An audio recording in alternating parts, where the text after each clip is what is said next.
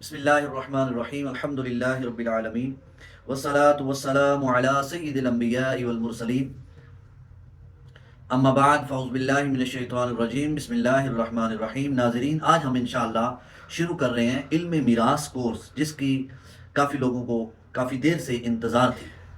یہ علم میراث کا تعلق ہر شخص کے ساتھ ہے، کیونکہ ہر شخص نے مرنا ہے اور ہر شخص کی ملکیت میں کچھ نہ کچھ مال ضرور ہوتا ہے۔ اب اس کی تقسیم کاری کیسے ہوتی ہے؟ یہ واحد علم ایسا ہے جس کی تقسیم کاری اللہ نے خود کی ہے۔ اور جب اللہ تعالیٰ نے علم میراث کو بیان کیا، علم میراث کے احکامات اور کس کس رشتہ دار کا کتنا کتنا حصہ بنتا ہے، یہ اللہ تعالیٰ نے خود بیان کیا۔ اور بیان کرتے ہوئے اللہ تعالیٰ نے ایک جگہ پر ارشاد فرمایا فریدۃ من اللہ، یہ اللہ کی طرف سے فرض ہے۔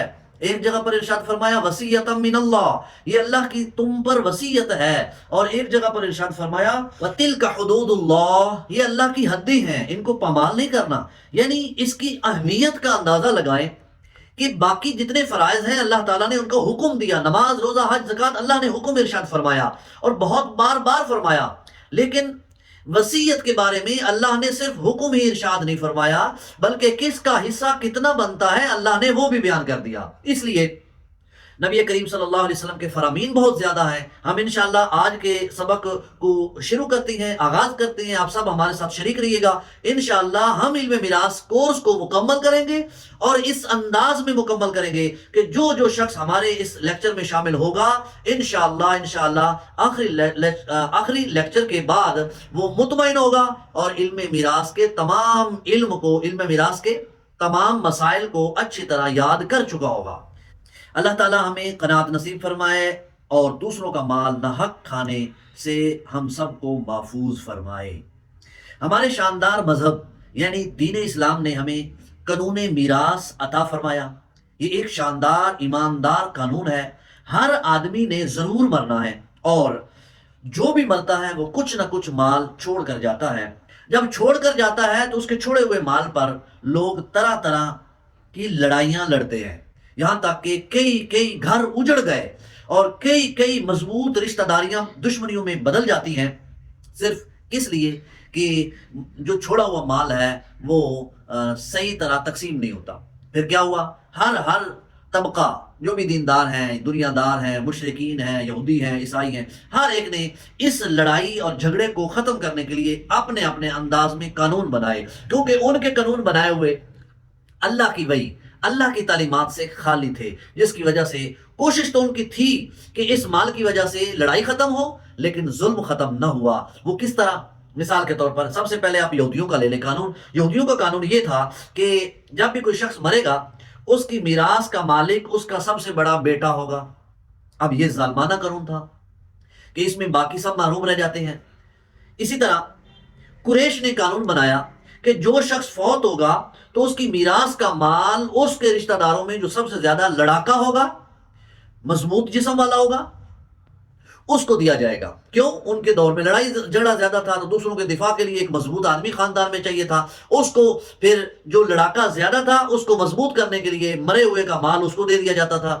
اب یہ بھی ظالمانہ قانون ہے، اور بلکہ ہر شخص لڑائی میں زیادہ تیز ہونے کی کوشش کرتا تھا، تو یوں وہ جاہلانہ رسم سے نکل نہیں رہے تھے، بلکہ لڑائی جھگڑے ان کے بڑھ رہے تھے۔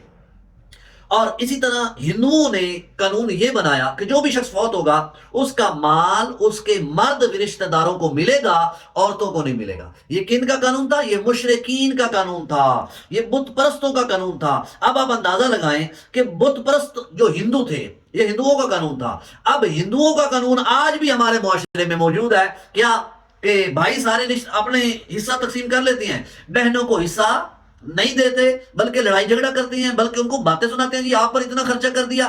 کچھ بھی کیا ہے، جو مرنے والے کا حصہ ہے جو اس کی ملک میں تھا وہ اس کا حصہ اللہ نے اس کو دے دیا ہے، لہذا آپ کو ہر صورت میں ان کو دینا پڑے گا۔ دین اسلام ایک کامل اور مکمل دین ہے۔ اللہ کا احسان دیکھیں کہ اللہ تعالیٰ نے خود ورثاء کے حصے مقرر فرمائے، اور پیدا کرنے والا رب ہی بہتر جانتا ہے، بلکہ کئی حصے بیان کرتے ہوئے اللہ نے ارشاد فرمایا کہ تم نہیں جانتے ہو لیکن رب جانتا ہے کہ کس کا حصہ کتنا کیوں میں نے منتخب کیا ہے۔ اس لیے کئی حصے ایسے بھی آئیں گے جو آپ کی سمجھ میں نہیں آئیں گے، لیکن رب فرماتا ہے اس کی حکمت کیا ہے وہ میں رب جانتا ہوں، میں پیدا کرنے والا جانتا ہوں۔ کئی جگہ پر کسی کو محروم بھی کیا جا رہا ہوگا، تو یہ چیزیں ہیں جو اللہ تعالیٰ نے یہ قانون خود بنایا، اور اللہ نے فرمایا وَتِلْكَ حُدُودُ اللَّهِ، یہ اللہ کی حدیں ہیں، ان کو پامال نہ کریں، لہٰذا اس قانون کو فالو کریں، اس قانون کو سیکھیں اور اس پر عمل کریں۔ یہ ایسا علم ہے کہ جس کی وجہ سے نسلوں در نسلوں میں حرام چلتا آ رہا ہے۔ وہ کیسے؟